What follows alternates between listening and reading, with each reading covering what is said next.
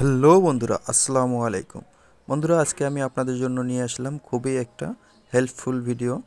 বন্ধুরা দেখুন, আজকে আমি কিভাবে এক ছানা দিয়ে দুই রকমের মিষ্টি তৈরি করি, তাও আবার একই ফ্যাটিতে কিভাবে আমরা দুই রকমের মিষ্টি তৈরি করি সেটা আজকে করে দেখাবো। চলুন দেখে আসা যাক।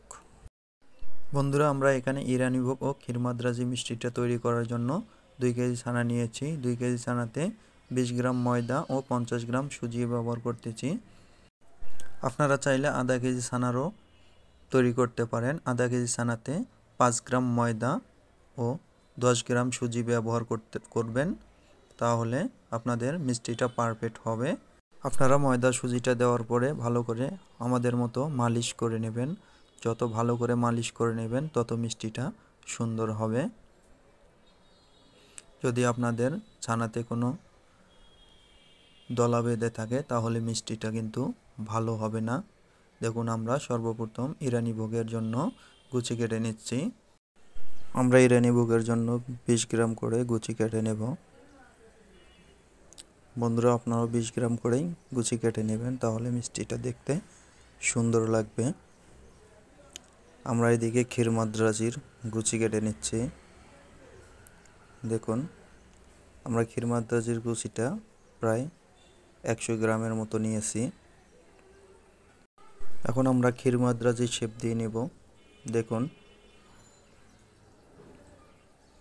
দেখুন আমরা কিভাবে ক্ষীরমাদ্রাজির শেপটা দিয়ে নেই। আপনারা এই বিষয়টা ভালো করে লক্ষ্য করবেন। এখানে বলে দেওয়ার কিছু নেই, আপনারা দেখলেই বুঝতে পারবেন আমরা কিভাবে ক্ষীরমাদ্রাজির শেপটা দিয়ে নিচ্ছি। প্রথমে গোল করে নেবেন, তারপরে লম্বা করে, সমান করে হালকা চাপ দিয়ে নেবেন। দেখুন, এভাবে আপনারা ক্ষীরমাদ্রাজির শেপটা দিয়ে নেবেন, তাহলে সুন্দর হবে। আর একটা বিষয় লক্ষ্য রাখবেন, যাতে আপনাদের ক্ষীরমাদ্রাজি মিষ্টিরটাতে কোনো ফাটা না থাকে। ফাটা থাকলেই কিন্তু মিষ্টিটা ভেঙে যাবে, সেদিকে আপনাদের ভালো করে লক্ষ্য করতে হবে। আপনাদের বোঝার সুবিধার্থে আমি আর একটা মিষ্টি তৈরি করে দেখাচ্ছি। আপনারা একইভাবে সব মিষ্টিগুলো তৈরি করে নেবেন।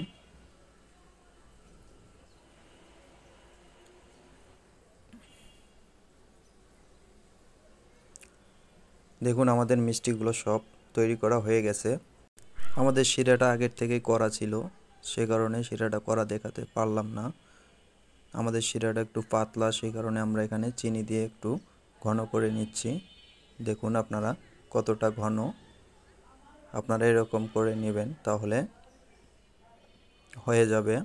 আর আপনারা যদি আধা কেজির তৈরি করেন তাহলে 2 কেজি চিনি নেবেন। 2 কেজি চিনিতে 1 কেজি বা 1 কেজি 200 গ্রাম পানি দিবেন, তাহলে আপনাদের শিরাটা রেডি হয়ে যাবে। আর একটা কথা সবসময় মনে রাখবেন, মিষ্টি তৈরি করার আগে কিন্তু শিরাটা করে নিতে হয়। মিষ্টিগুলো শেপ দিয়ে কখনো রেখে দেবেন না, আগে শিরাটা তৈরি করে নেবেন, তারপরে মিষ্টিগুলো শেপ দিয়ে আপনারা শিরার মধ্যে ছেড়ে দিবেন। বন্ধুরা দেখুন, আমাদের 5 মিনিট পরের অবস্থা।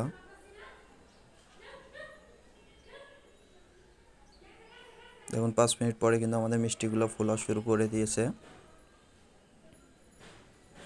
আমরা এটা 15 মিনিট সিদ্ধ করে নেব। এই মিষ্টিগুলো বেশিক্ষণ সিদ্ধ করা লাগে না। আপনারা রসগোল্লা, চমচম বা অন্যান্য মিষ্টি যদি সিদ্ধ করেন তাহলে আপনাদের 20 থেকে 25 মিনিট সিদ্ধ করতে সময় লাগবে, আর এটা 15 মিনিটে হয়ে যায়। দেখুন, আমাদের ক্ষীরমাদ্রাজিটা আমরা চেক করে নিলাম যে আমাদের মিষ্টিগুলো ঠিক আছে কি না। আমাদের মিষ্টিগুলো একটু টাইট আছে, সেই কারণে আমরা এখন গরম পানি খাওয়াই দেব। দেখুন, আমরা গরম পানি এই মিষ্টিগুলোতে খাওয়াবো, কারণ ঠান্ডা পানি খাওয়ানো যাবে না। ঠান্ডা পানি খাওয়ালে মিষ্টিগুলো চেপে যেতে পারে। আর এই মিষ্টিগুলো সবসময় ডুবিয়ে সিদ্ধ করতে হবে, ভাসতে দেওয়া যাবে না। আমরা এখন দেখব আমাদের মিষ্টিগুলো ঠিক পরিপূর্ণ হয়েছে কিনা। দেখুন, আমরা দেখার জন্য এখানে গরম পানি নিয়েছি, গরম পানির মধ্যে মিষ্টিটা ছেড়ে দিলাম। আমরা এখন উঠিয়ে চেক করে দেখব আসলেই আমাদের মিষ্টিটা পরিপূর্ণ সিদ্ধ হয়েছে কিনা, সেটা এখন আমরা দেখব। দেখুন আমাদের মিষ্টিগুলো কিন্তু হয়ে গেছে। যেরকম মিষ্টিগুলো আমরা পানিতে ছেড়ে দিয়েছি ওই রকমই আছে। আমরা সব মিষ্টিগুলো এখন নামিয়ে নিয়েছি। আমরা গরম পানির মধ্যে মিষ্টিগুলো নামিয়ে এখানে আমরা অল্প করে শিরা দিয়ে দেব। আমরা যে শিরাতে সিদ্ধ করেছি আমরা ওই শিরাটাই দিয়ে দিচ্ছি। আপনারা ওই শিরাটাই দিয়ে দেবেন অল্প করে।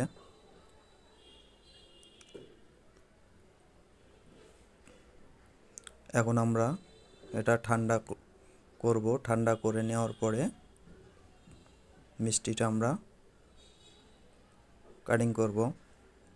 দেখুন আমরা মিষ্টির ভিতরের ক্ষীরমাদ্রাজির ক্ষীরাটা করে নিব। এখানে আমরা ক্ষীরা নিয়েছি প্রায় 1 কেজির মতো। 1 কেজি ক্ষীরাতে আমরা 150 গ্রাম চিনি ব্যবহার করেছি। আর আগুনটা দেখুন আমরা একবারে অল্প করে দিয়ে আস্তে আস্তে পাক করে নিতে হবে।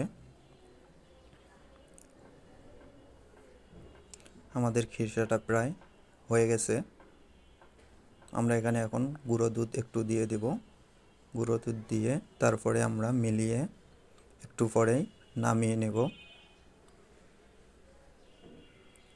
আমাদের ক্ষীরটা হয়ে গেছে, আমরা এখন নামিয়ে নিচ্ছি। আপনারা এরকম করে টাইট করে ক্ষীরটা একটু করে নেবেন, বেশি টাইট করলে কিন্তু ভালো লাগবে না। আর আমরা এখন দেখুন ক্ষীরমাদ্রাজি মিষ্টিটা কিভাবে কাটিং করি। আমরা একটাকে 3 পিস করে নেব। আমাদের একটা থেকে 3টা মিষ্টি হবে। সর্বপ্রথম আপনারা সাইডগুলো কেটে সমান করে নেবেন। দেখুন আপনাদের 3 পিস হয় যেভাবে ওইভাবে আপনারা কেটে নেবেন দেখে ভালো করে। এখানে বলার কিছু নাই, আপনারা একটা মিষ্টি 3 পিস করে নেবেন। আপনাদের যদি পাতলা হয়ে যায় তাহলে 2 পিসও করতে পারেন, কোনো সমস্যা নাই। দেখুন আমরা 3 পিস করে নিয়েছি কত সুন্দরভাবে। আর আমাদের ভিতরে মিষ্টিটা কত সুন্দর জালি হয়েছে। এবার আমরা আস্তে আস্তে কাটার পরে এটা চিপে নেব, আস্তে আস্তে চিপে নেব। একবারে আমরা চিপ দিতে যাব না, একবারে চিপ দিলে কিন্তু ভেঙে যেতে পারে। সে কারণে আস্তে আস্তে চিপ দিয়ে আমরা শিরাটা বাইর করে দিচ্ছি। আপনাদের বোঝার সুবিধার্থে আমি আর একটা মিষ্টি কেটে দেখাচ্ছি। দেখুন একইভাবে সবগুলো মিষ্টি আমরা কেটে নেব।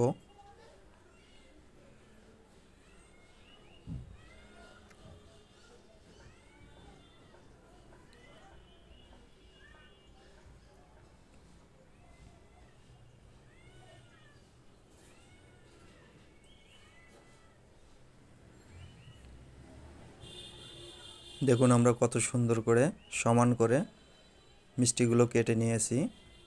আর মিষ্টিগুলো কত সুন্দর ভিতরে হয়েছে। এভাবে কাটার পরে আপনার চিপ দিয়ে নেবেন। কাটার আগে চিপ দিলে কিন্তু আপনার মিষ্টিটা সহজে কাটবে না। সুন্দর করে শিরাগুলো বাইর করে নেবেন।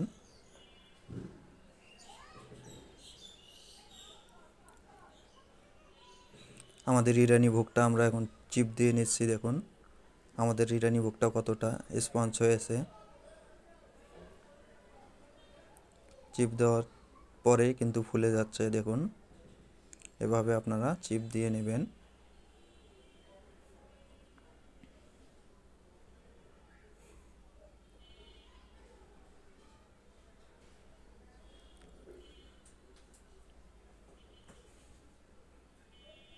এখন আমরা এখানে দেখুন চিপ দেওয়ার পরে এখানে আমরা দুধ বসিয়ে নিয়েছি প্রায় 6 কেজির মতো। আমরা 2বারে দুধটা খাওয়াবো। 6 কেজিকে আমরা 4 কেজি করে নিয়েছি। এখন আমরা হালকা একটু ঠান্ডা করে তারপর ইরানি ভোগটা এই দুধের মধ্যে ভিজিয়ে দেব।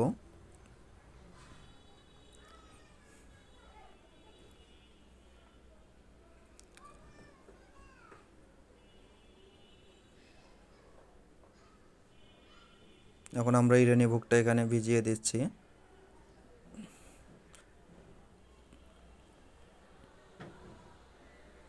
আপনারা দেখলেই বুঝতে পারবেন এটা কিন্তু খুব কঠিন না, অনেক সহজ একটা মিষ্টির রেসিপি। সহজ হলেও কিন্তু খেতে খুব সুস্বাদু অন্যান্য মিষ্টির থেকে।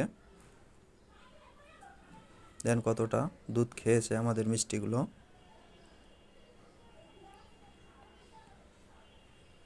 আমাদের মিষ্টিগুলো ভিজা হয়ে গেছে, আমরা এখন উঠিয়ে নেব। এর পরবর্তীতে আমরা আবার ঘন করে দুধ আবার দেব এটার উপরে। এখন আমরা ক্ষীর মাদ্রাজি মিষ্টিগুলো পেঁচিয়ে নেব খিরসা দিয়ে। দেখুন, আগে আমরা দুধের মধ্যে ভিজিয়ে নেব। দুধের মধ্যে ভিজিয়ে নিলে আমাদের মিষ্টিটা ভাঙার চান্স থাকবে না, সেই কারণে আমরা দুধের মধ্যে ভিজিয়ে তারপরে পেঁচিয়ে নেব। আমরা ক্ষীর মাদ্রাজের খিরসাটা করে নিয়েছিলাম, সেই খিরসাটা দেখুন আমরা কিভাবে করি। একটা চমচমের শেপ দিয়ে নেবেন, এভাবে চমচমের শেপ দিয়ে নেবেন। তারপরে আপনারা একটা নেবেন, যেটা কাটছেন ওইটা যেন উপর পাশে থাকে, ভিতর সাইডটা, সেভাবে আপনারা পেঁচিয়ে নেবেন। দেখুন আমরা পেঁচিয়ে নিলাম কত সুন্দরভাবে, অনেক সুন্দর হয়েছে কিন্তু আমাদের মিষ্টিটা। আর এটা খেতেও খুব অসাধারণ।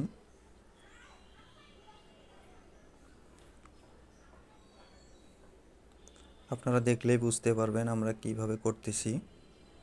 আর এটা খুবই কঠিন না, অনেক সহজ একটা রেসিপি।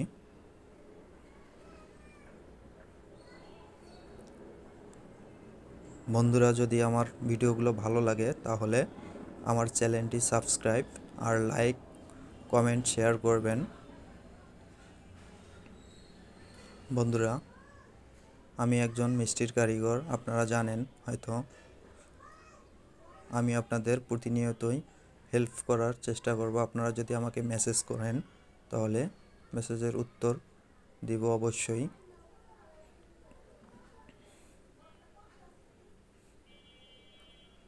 দেখুন আমাদের মিষ্টিগুলো সে করা হয়ে গেছে। আমরা এখন ঘন দুধ দেওয়ার জন্য এখানে আবার 4 কেজি দুধ নিয়েছি। 4 কেজি দুধ জাল করে নিচ্ছি। দেখুন আমরা 4 কেজি দুধ জাল করে প্রায় 1.5 কেজির মতো করে নিয়েছি। এখন আমরা এটা ইরানি ভোগের মধ্যে দিয়ে দেব।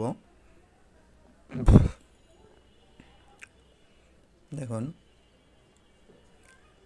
আর আমরা দুধের মধ্যে কোনো চিনি ব্যবহার করতেছি না।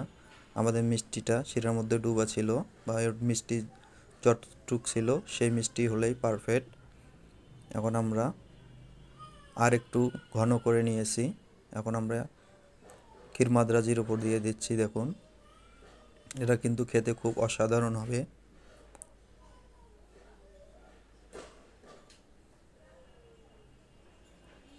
আমাদের ইরানি ভোগটা আমি এর আগে একটা রেসিপি দিয়েছিলাম ইরানি ভোগের, সেটার থেকে আলাদা এটা ইরানি ভোগ।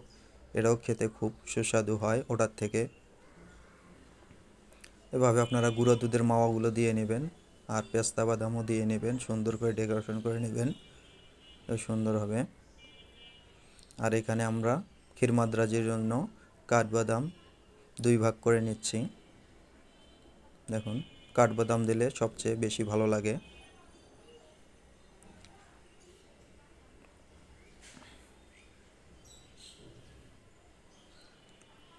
আমরা এইভাবে কাঠবাদাম উপরে দিয়ে দিচ্ছি ক্ষীর মাদ্রাজির, দেখতে খুব সুন্দর লাগবে।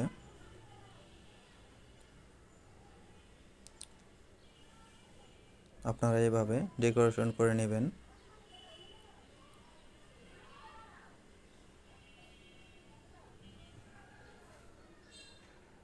আর আমার এই ভিডিওগুলো দেখার জন্য আপনাদের অসংখ্য অসংখ্য ধন্যবাদ। বন্ধুরা ভালো থাকবেন, সুস্থ থাকবেন। আল্লাহ হাফেজ।